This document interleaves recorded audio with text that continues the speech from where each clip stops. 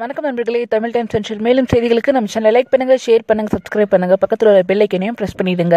சித்ரா வழக்கில் புதிய திருப்பமாக அவங்களுடைய அசிஸ்டண்ட்டாக இருந்தவர் 4 மாதங்களுக்கு முன்னாடி அவங்களே வேலையை விட்டு நீக்கின அவங்களுடைய அசிஸ்டன்ட் சலீம் அப்படின்றவர் ஒரு பேட்டி ஒன்று கொடுத்துருக்காரு. அதை பற்றின வீடியோ ரொம்ப வைரலாக பரவிக்கிட்டு இருக்கு. அந்த ஆடியோவில் அவங்க என்ன சொல்லியிருக்காங்க அப்படின்னு பார்த்தீங்கன்னா சித்ரா அவர்கள் தன்னை சித்ராவுக்கு ரொம்ப நம்பிக்கையான ஆளை தான் நான் இருந்தேன். அவங்க என்னை எங்கே போனாலும் கூட்டிகிட்டு போவாங்க, துணைக்கு கூட்டிகிட்டு போவாங்க. ஸோ டி நகரில் ஒரு வீடு இருக்குது. அந்த வீட்டில் நான், சித்ரா அவர்கள், அதுக்கப்புறம் ஹேமந்த், நாங்கள் 3 பேரும் தான் ஸ்டே பண்ணி இருந்தோம். ஹேமந்த் தொழிலதிபர்னு சொல்கிறாரே தவிர வேலைக்கு எங்கேயும் போக மாட்டார். 11 மணி வரைக்கும் தூங்குவார். மேம் கிட்ட ஃபோன் பண்ணி பேசுவார். அதோடு வீட்லேயே தான் இருப்பார். அவருக்கு என்ன சுத்தமாக கண்டாலே ஆகாது. மேம் ஈவினிங் வந்தாங்க அப்படின்னா நைட்டு திரும்பி கிளம்பி போயிடுவாங்க. ஸோ அதனால் வீட்டில் என்ன நடக்குதுன்றது அவங்களுக்கு தெரியாது. மேம் என்னை நல்லா தான் பார்த்துக்கிட்டாங்க. நாங்கள் நல்லா தான் இருந்தோம். அவங்க எனக்கு ரொம்ப நம்பிக்கையாக இருந்தாங்க. நான் ரொம்ப விசுவாசமாக இருந்தேன். ஆனால் அவருக்கு என்னை பிடிக்கல. அவர் என்னை திட்டம் போட்டு தான் வேலையை விட்டு அனுப்பிட்டாரு அப்படின்ற மாதிரி சொல்லியிருக்காரு. எதனால் அப்படின்னு கேட்டதுக்கு என்ன சொல்லியிருக்காரு அப்படின்னா, இவர் அந்த சலீம் அப்படின்றவர் சித்ராவோடைய ரொம்ப தீவிரமான ஃபேனாக இருந்திருக்காரு. அவங்க கூட வேலை செய்கிற வாக்கியமும் கிடைக்கும் போது அவர் அதையும் செஞ்சுட்டு வந்துட்டு இருந்திருக்காரு. ஸோ அவங்க ஏதாவது ஷோஸில் பங்கேற்றிருக்காங்க அப்படின்னா இவர் அந்த வீடியோஸ்லாம் எடுத்து ஃபேன் பேஜில் போஸ்ட் பண்ணுறதை வழக்கமாக வச்சுட்டு இருந்திருக்காரு. ஸோ அவர் என்ன சொல்றாருன்னா, சித்ராவே நிறைய டைம் ஃபோட்டோ ஏதாவது இருந்தால் கூடுறா, நான் இன்ஸ்டாகிராமில் போஸ்ட் பண்ணணும்னு கேட்பாங்க. ஸோ நான் தப்பாக எதுவும் நான் பண்ண மாட்டேன்றது அவங்களுக்கு தெரியும். நான் நிறைய இன்டர்வியூஸில் நான் கிடைச்சது ரொம்ப லக்கின்னு அவங்க சொல்லியிருக்காங்க. ஸோ அவர் என்ன சொல்லிட்டாருன்னா, ஹேமந்த் அவர்கள் நீ என் மனைவி ஆபாசமாக நீ புகைப்படம் எடுக்கிற அப்படின்னு சொல்லிட்டு ஃபோனை வாங்கி ஃபுல்லாக ஃபார்மேட் பண்ணிட்டு கொடுத்துட்டாங்க. அதுக்கப்புறம் என்னை வேலையை விட்டு அனுப்பிட்டாங்க. மேம் அவருக்கு தெரியாமல் எனக்கு என்கிட்ட பேசணும்னு சொல்லிட்டு முயற்சியெல்லாம் பண்ணது கிடையாது. ஏன்னா அவர்கிட்ட ரொம்ப பயந்தாங்க. அவர் ரொம்ப சந்தேகப்படுறாருன்னு சொல்லிட்டு அவங்க பயந்தாங்க. அவர் திட்டம் போட்டு தான் எல்லாத்தையும் பண்ணிட்டாரு.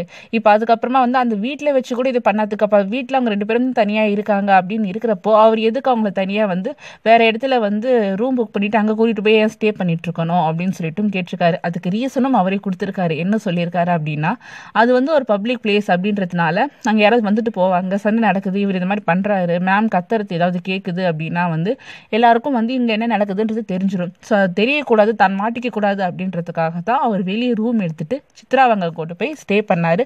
திட்டம் போட்ட மாதிரி அவங்களை கொலை பண்ணிட்டாரு அப்படின்ற மாதிரி சொல்லியிருக்காரு.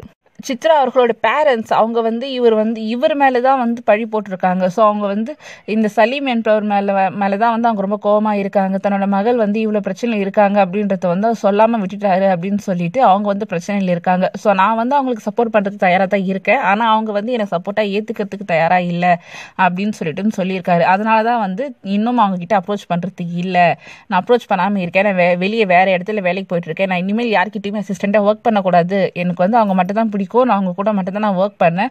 அவங்களே என்னை வேலையை விட்டு தூக்கிட்டாங்க. நான் அதுக்கப்புறம் வேறு யார்கிட்டையும் அசிஸ்டண்ட்டாக இருக்கக்கூடாதுன்னு சொல்லிட்டு தான் நான் வேறு வேலைக்கு போயிட்டேன் அப்படின்னு சொல்லியிருக்காரு.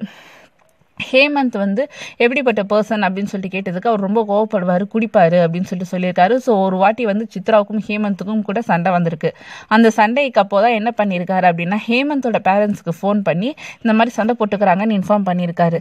ஸோ அப்போ ஹேமந்த் அவங்க பேரண்ட்ஸ் ஹேமந்துக்கு டேரெக்டாக ஃபோன் பண்ணி கேட்கும்போது அவர் ரூமை விட்டு வெளியே வரும்போது சித்ரா ரூம்குள்ளே உட்காந்து அழுதுட்டு இருந்திருக்காங்க. ஸோ அதையும் போயிட்டு கேட்டதுக்கு, நீ ஏன்டா வீட்டுக்கெல்லாம் ஃபோன் பண்ணி சொல்கிற, இது கொஞ்சம் நேரத்தில் சரியாக போயிடும் அப்படின்னு சொல்லிட்டு அவங்க இவர்கிட்ட கன்வின்ஸ் பண்ணியிருக்காங்க. ஸோ ஹேமந்த் அவர்கள் சித்ரா நிறைய திட்டி டார்ச்சர் பண்ணி சண்டை போடுவார் அப்படின்னு சொல்லிட்டு இந்த விஷயத்துலேருந்து உறுதியாயிருக்கு.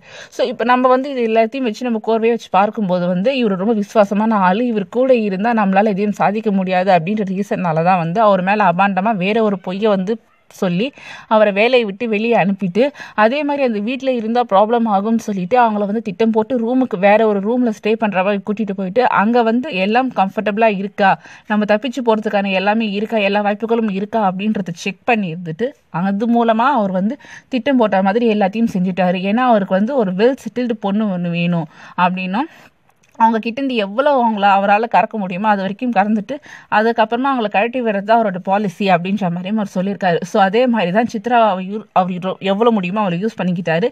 இப்போ அவங்களுக்கு தேவை முடிஞ்சிருச்சு. ஆனால் அவங்க ரொம்ப நம்பிட்டாங்க, இவரை விடுறதா இல்லை, ரெஜிஸ்டர் மேரேஜ் ஆகிடுச்சு, இப்போ அவங்கள விட்டுட்டு வர முடியாது, அது வேற ஒரு ப்ராப்ளம் உருவாக்கும் அப்படின்றதுனால தான் அவர் இந்த மாதிரிலாம் செஞ்சுட்டாரு அப்படின்ற மாதிரி அந்த உதவியாளர் சொல்லியிருக்காரு. இதோட அந்த ஆடியோ முடியுது. இந்த ஆடியோ ரொம்ப வைரலாக இப்போ நெட்டில் பரவிக்கிட்டு இருக்கு.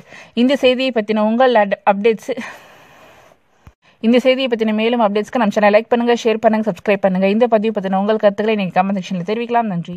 வணக்கம் நண்பர்களே.